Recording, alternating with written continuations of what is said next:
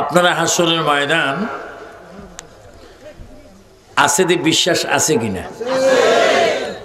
এটা কোন জায়গা হবে হাসরটা?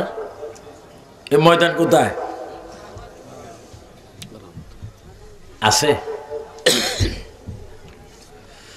ফুলসরাত ৪৫,০০০ বছরের রাস্তা, কোন কোন রাওয়াইতে আছে ৩০,০০০। তো দেখেন আসমান কয়টা? জমিন একটা আসমান থেকে একমান আসমানের দূরত্ব ৫০০, এক একটা আসমানের দবস পার হইতে ৫০০। তো আসমান ৭ আসমানে ৩,৫০০ বছর, ৩,৫০০ বছর, ৭,০০০ পেলাম উপরের দিকে, ৭,০০০ পেলাম।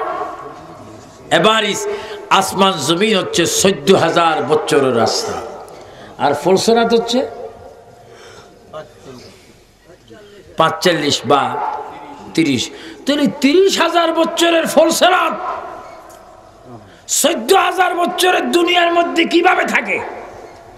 তাহলে বুঝা গেল এই ফুলসরাত জমিন আর আসমানের বাহিরে, এটা আরেকটা রাজত্ব। হাসরের মাঠ এই পৃথিবীর এক প্রান্ত থেকে অপর প্রান্তে যেতে ৫০০ বছরের রাস্তা, আর হাসরের ময়দান এক প্রান্ত থেকে আরেক প্রান্তে যেতে ৫০,০০০ বছরের রাস্তা। আর সেই মাঠে আমার রসুলের ক্ষমতা থাকবে উদ্দে। আমার রসুল যখন ইচ্ছা করবেন তখনই উম্মতকে দৌড়ে জান্নাতে পাঠাই দিতে পারবেন। আর একটু জোরে বলুন না সুবহানাল্লাহ। আপনার রসুলের ওই ইচ্ছার মধ্যে থাকতে চান কি চান না? আমার রসুল ইচ্ছা করলে আপনাকে বেহেশত দেবে, ইচ্ছা করলে দোজখ দেবে। এই ইচ্ছা নবীকে ক্ষমতা প্রদান করে রেখেছেন কে?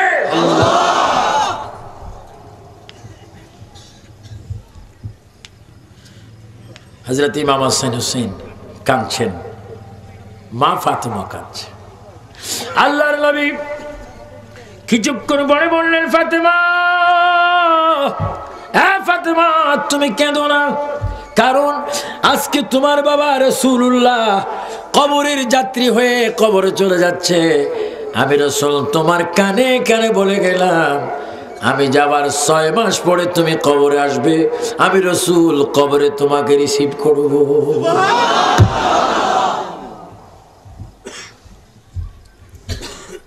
আমাদের কোনো বাবা কোনো শ্বশুর এই পর্যন্ত পাইনি যে দামান তুমি আসো, ছেলে তুমি আসো, আমি আগে চলে গেছি, তোমার কবরে আমি আসবো।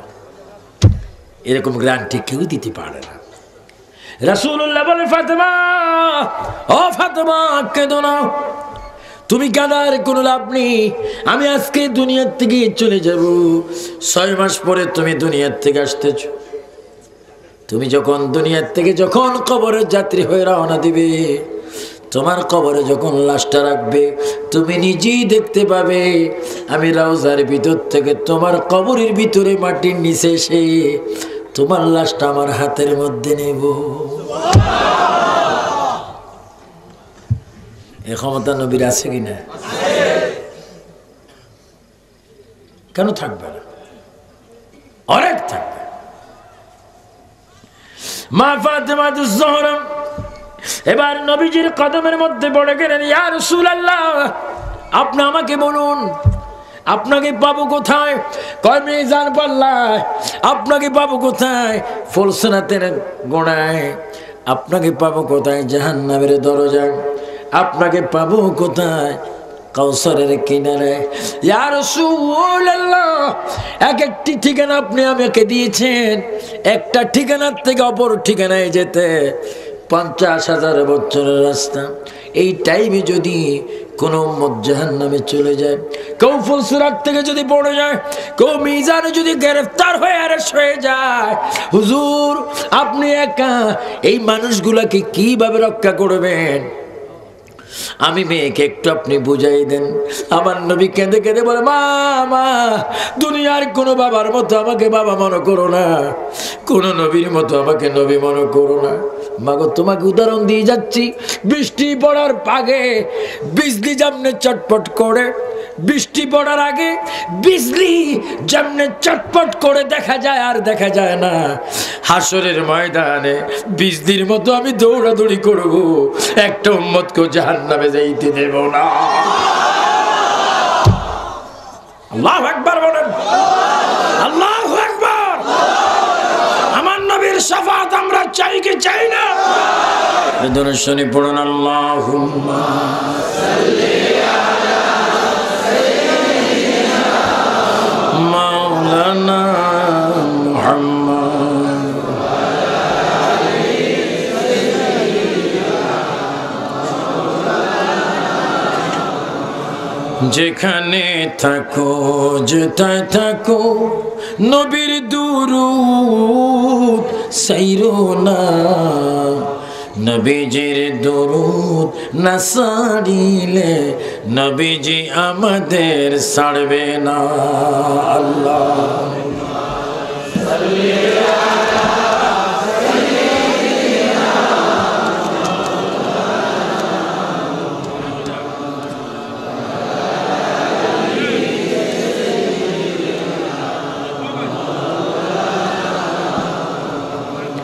উড়ে যা রে বাংলার হাওয়া, উড়ে যা রে মদিনা। একটু জোরে জোরে বল, উড়ে যা রে বাংলার হাওয়া, উড়ে যা রে মদিনা। এই আশিকদের সালাম দিও নবীজির পাক রওয়া যায়। আল্লাহুম্মা সাল্লি আলা সাইয়্যিদিনা ওয়া আলা আলি সাইয়্যিদিনা। এজন্য আমার সুন্নি ভাইরা, আমার ইমানি বাবারা, চান্দা এলাকাবাসীর ভাইরা, কবরের শান্তি যদি চাও প্রস্রাব করে ভালো মতো ঢিলা নেবে। প্রস্রাব করতে গিয়ে যেন তোমার প্রস্রাবের সিটকা যেন কাপড়ে না পড়ে। যারা প্রস্রাবের সিটকা কাপড়ে পড়ে নামাজ পড়ে তারা আযাবী, কবরে কষ্ট পাবে। যারা সুদ ঘুষ বহন করে দেয় তারা জাহান্নামী। যারা কথায় কথায় মিথ্যা বলে তারা কবরে শাস্তি পাবে। যারা মায়ের হক বাবার হক আদায় করে না তারা কবরের মধ্যে শাস্তি পাবে। যারা মাকে চোখ রাঙিয়ে দমক দিয়ে কথা বলে তারা কবরের শাস্তি পাবে। আমার রাসূল বলে তাদেরকে আমি হাসরের ময়দানে সুপারিশ করব না। এজন্য আমার যুবক বাবারা, তোমাদেরকে অনুরোধ করে বলছি, তোমার মা বাপ যদি আজকে ঘরের মধ্যে থাকে তোমার নসিব অনেক ভালো। তুমি কোটি কোটি টাকার মালিক হলে মক্কা মদিনায় যেতে পারবে, কিন্তু তোমার মা বাবা যদি ঘরে থাকে, এই মা বাবার চেহারার দিকে তাকাইয়া যদি চুমা খাইতে পারো, একটি মকবুলি হজের সওয়াব পাবে। সবাই তিনবার বলেন মা, আরো জোরে বলেন মা, মা। এবার বলুন বাবা। আমরা মা বাবার খেদমত চাই কি চাই না? কবরের আযাব হাসরের বিচার থেকে যদি মুক্ত দেখতে চাই, মা বাবার খেদমত চাই কি চাই না?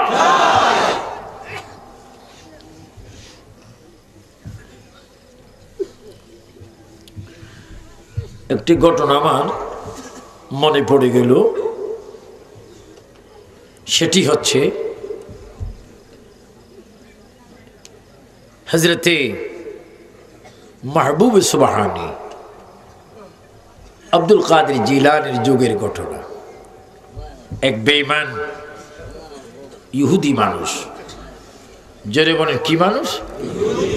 ইহুদি মানুষ। আর একজন মুসলমান মানুষ। কয়জন? এক ইহুদি আর এক মুসলমান। এ কথাটা একটু গভীরভাবে খেয়াল করবেন। আজকে আল্লাহর দরবারে শুকর, এদিকে ঠান্ডাও একটু কম, ঠিক কিনা? আজকে একটু কম, এটা একটা রহমত, দয়া। এক ইহুদি আর এক মুসলমান, উভয়জন উভয়জনকে পেলেন। একজন বিশ্বাস করে ঈসা নবীকে, আরেকজন বিশ্বাস করে আমাদের নবীকে। আপনার আওয়াজ দিয়ে বলেন, ঈসা নবী বড় না আমাদের নবী বড়? আওয়াজটা একটু জোরে হলো না? ঈসা রূহুল্লাহ বড় না মুহাম্মদ রাসূলুল্লাহ বড়? ঈসা আমার নবী যদি না হতো ঈসা নবী হতো।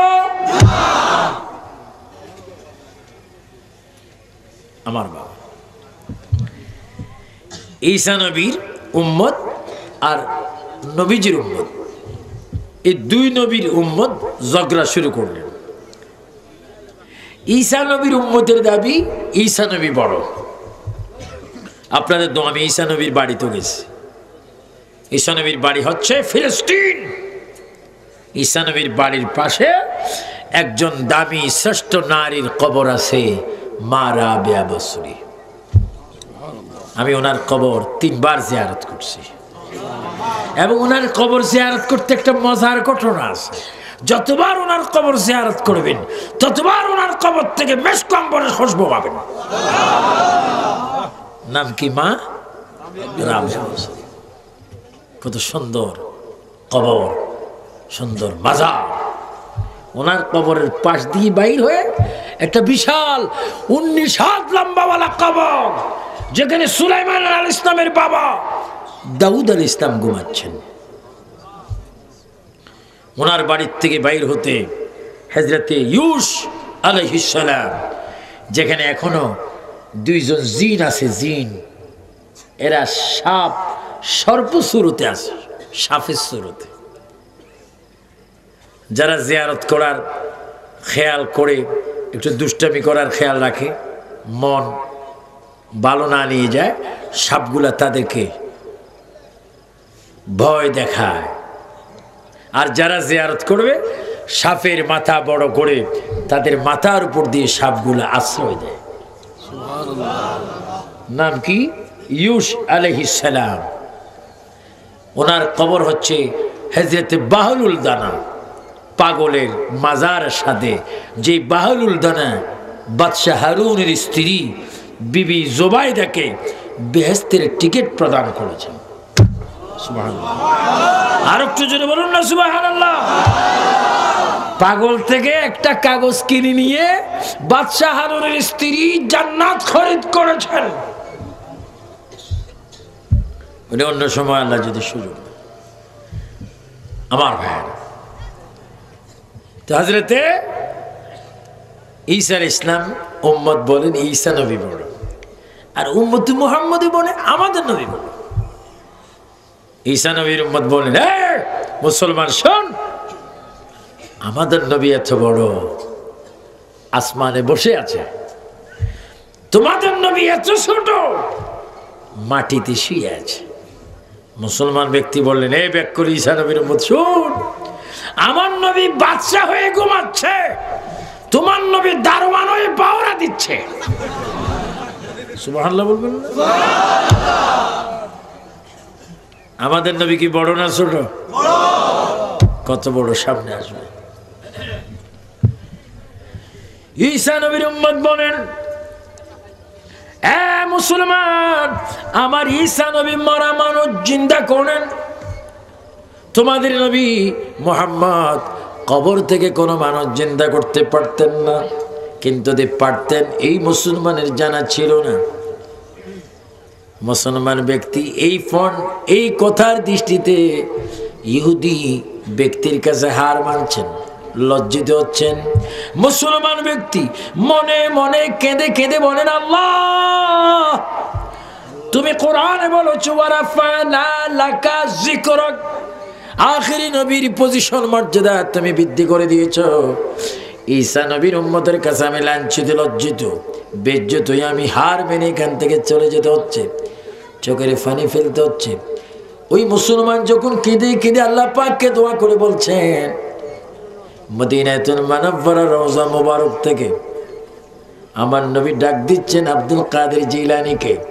আব্দুল কাদের জিলানী বগদাদ শরীফে, নবী হচ্ছেন রওজা মুবারকে। রওজা মুবারক থেকে আমার নবী আব্দুল কাদেরকে ডাক দিলেন, আব্দুল কাদের, নামাজের ওযু বানাচ্ছ তুমি আসরের নামাজ পড়ার জন্য।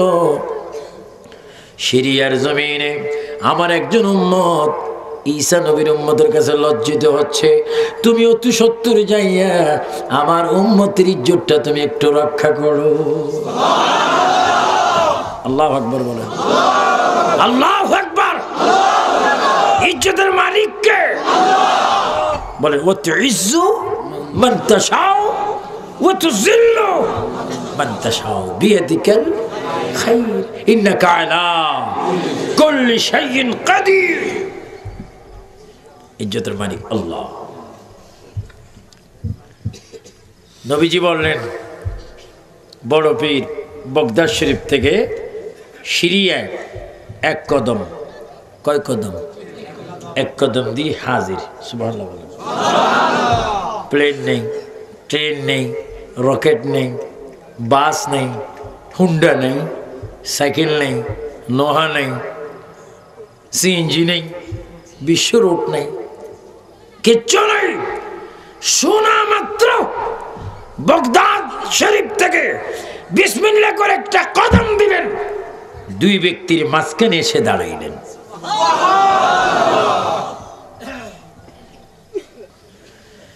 মুসলমান ব্যক্তি খুশি, হুজুর আপনাকে চেনা চেনা মনে হয়, তবু যেন চেনানো। আপনি কে? না, আব্দুল কাদের জিলানী। হুজুর আপনি আব্দুল কাদের জিলানী? তো আপনি তো বগদাদে থাকেন, এখানে কি করে আসলেন? কই তোমরা কি নিয়ে ঝগড়া করতেছো? আমি ওযু বানাচ্ছিলাম, রাসূলুল্লাহ রওজা থেকে আমার নাম ধরে ডাক দেওয়া মাত্র আমি তোমাদের ফয়সালা করার জন্য আসলাম। এগুলোর নাম কারামত। কই বুখারী শরীফে নেই। বুখারী শরীফে তোমার আম্মার বিয়ের কথা আছে না? হযরত বেক্কল মাদাজিল্লুল আলী। বুখারী শরীফে থাকলে মানবা। বুখারী শরীফে পাহাড়িকার কথা আসেনি? সিলেট টু চট্টগ্রাম কি যায়? সিলেট টু ঢাকায় কি যায়? ফারাবত যায়, আরো কত কিছু যায়। এগুলার কথা কি বুখারীতে আছে? তো এগুলা তুটো কেন তুমি শিরিক মার্গে? হ্যাঁ, নোকিয়া নোকিয়া গ্রামীণ অ্যাক্টর মুফতি সাহেব, তুমি তো শিরিক বলো, তোমার পকেটে তো এটা আছে, মুসলিম শরীফে আছে। ও সুবিধার জন্য শিরিক নেই, যখন নবী ওলির কথা হয় শিরিক এসে যায়। কিরি বাইরে এত শিরিক বলস কেন? আমার খাইচ্ছত খারাপ।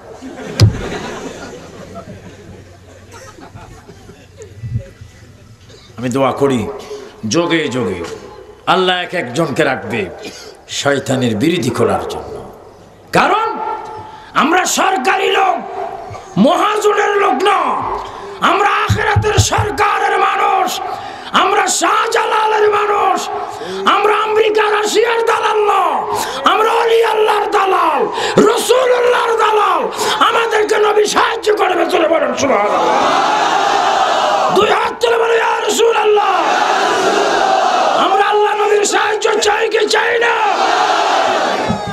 আমিন বলো আমিন।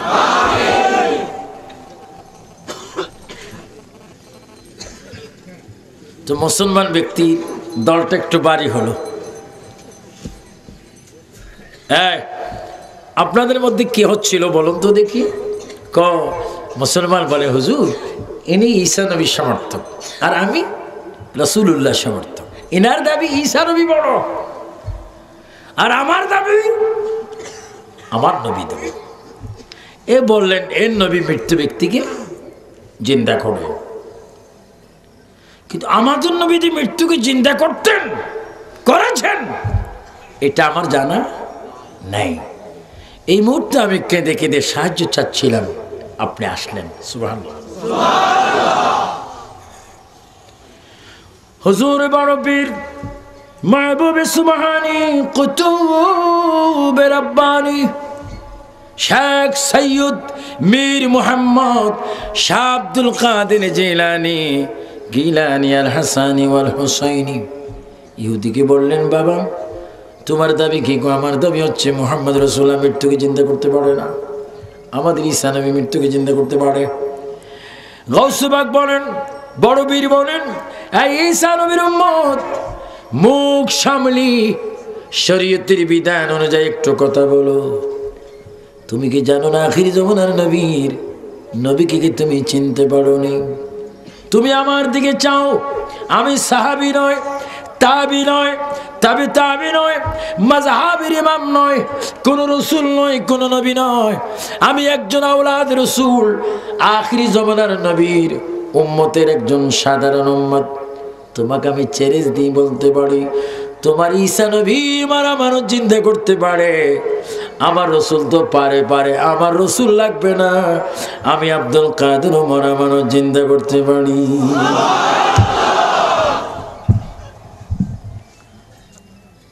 কি মানুষ? আরো যেন কি মানুষ? মরা মানুষ কি উপরে থাকে না কবরে? কবর থেকে বাইর করি।